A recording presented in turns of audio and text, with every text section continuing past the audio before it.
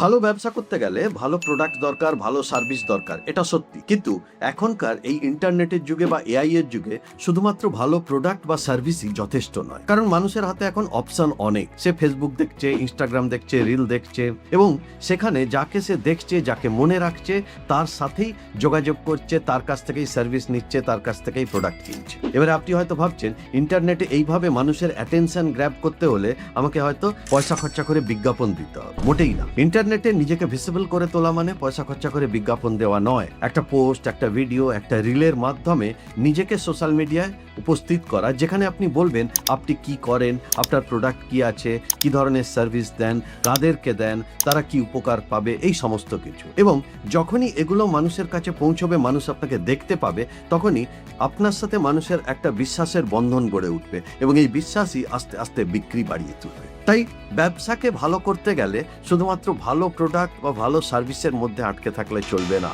আপনি যে ভালো সেটাও আরো অনেক মানুষকে জানাতে হবে। তাই শুধু ভালো হওয়া না, ভালো হবার সাথে সাথে সেটা মানুষকে দেখাতে হবে ডিজিটাল কমিউনিকেশনের মাধ্যমে। আপনি যদি ডিজিটাল কমিউনিকেশন শিখতে চান, আমার এই চ্যানেল ফলো করে রাখুন। প্রতিদিন এমন কিছু টিপস পাবেন যার মাধ্যমে আপনি আপনার ডিজিটাল কমিউনিকেশন বাড়িয়ে তুলতে পারেন।